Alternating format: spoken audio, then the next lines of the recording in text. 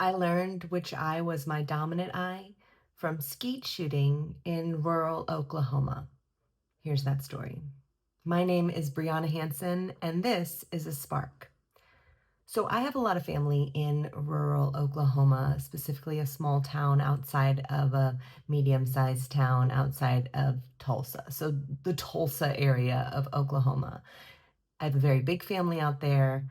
Um, my mom was the youngest of, I believe, eight, seven, nine, I don't know, something like that, that we know of. She was the youngest of a lot. They all had lots of kids. So I have a ton of family out there in that area. And I used to go visit them a lot when I was younger. My mom and family would go out and we would visit. And so I have a lot of fun Oklahoma stories. But this one involves skeet shooting, which is an activity for those of you who may not know. For those of you who know, you're like, obviously. But essentially, you take these like clay discs, you put them into like a slingshot like contraption.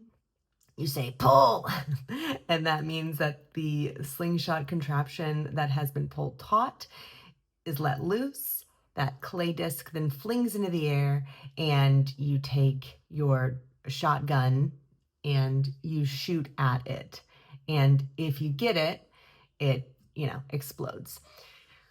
What they didn't tell me, because I am a sensitive soul, that I could have put together, but I didn't because I'm a sensitive soul. And sometimes I willingly choose to not know things.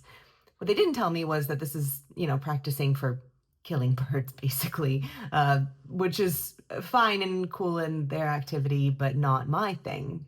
Anyway, I had fun with it. One of my favorite games growing up, that one of the few games I actually cared to play with my brother on Nintendo, was like a duck shooting game, which again, I'm a vegetarian and I really, really love animals, and I delve into veganism often because I love the ideals of it. So I'm not someone who's like, kill the animal. It just was kind of a fun thing to do, like a fun, weird game to play, knowing that you're not actually hurting an animal. So I'm skeet shooting, and I everyone else puts the gun on their right shoulder because for most right-handed people, your eye is dominant on the side that you use more often, right? So right-handed people, most of them are right eye dominant.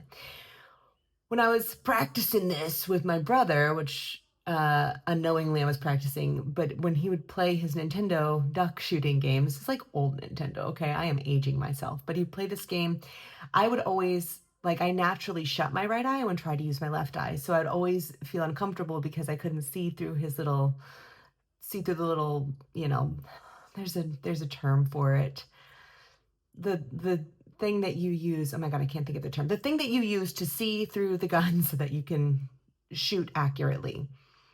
God, it's not coming to me. Anyway, I would always try and use my left eye with it so I wasn't seeing correctly, and I would always be slightly off, and I wasn't great at it. And I didn't know you could just switch sides because plenty of people use their left eye or are left eye dominant. Well, a lot of those people tend to be left-handed, so it would make more sense to them to switch the left side because that's the side that they want to use. They don't tend to have back and forth. So anyway, I'm doing this skeet shooting, and they put the gun on the right side, and I'm missing by, my uncle said the same amount every time, which I don't know how he even saw that, but he noticed it, and so he just switched. We just switched sides, and then I started hitting him, and I had told people, especially from doing this previous game and other stuff, I felt like it was the other side. And I also have this quirky element of my physicality where, like, I prefer my left for a lot of things. Like when I was playing basketball, I used to prefer my left to dribble. That was my dominant side. I would sometimes,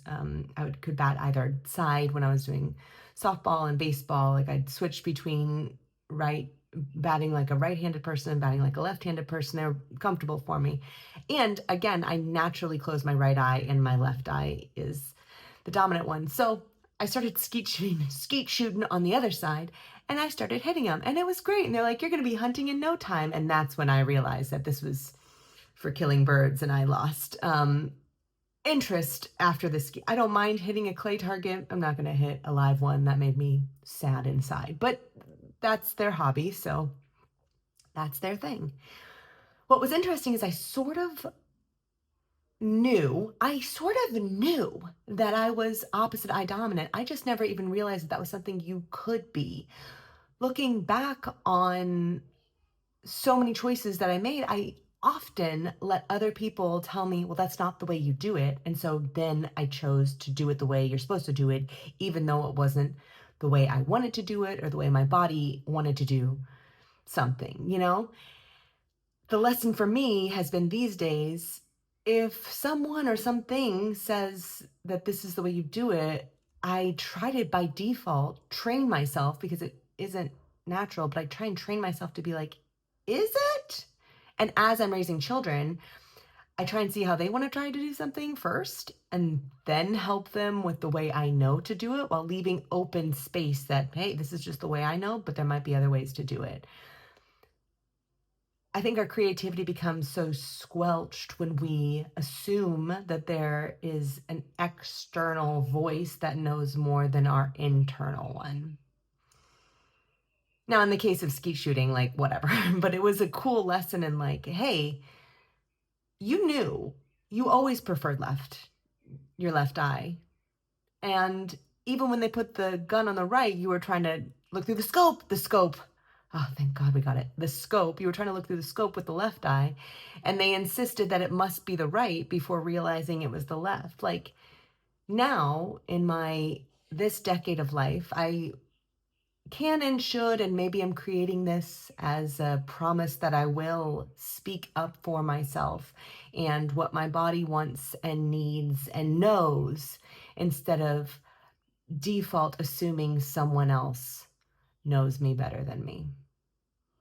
Maybe that can resonate with you too. All right. I'll talk to you soon.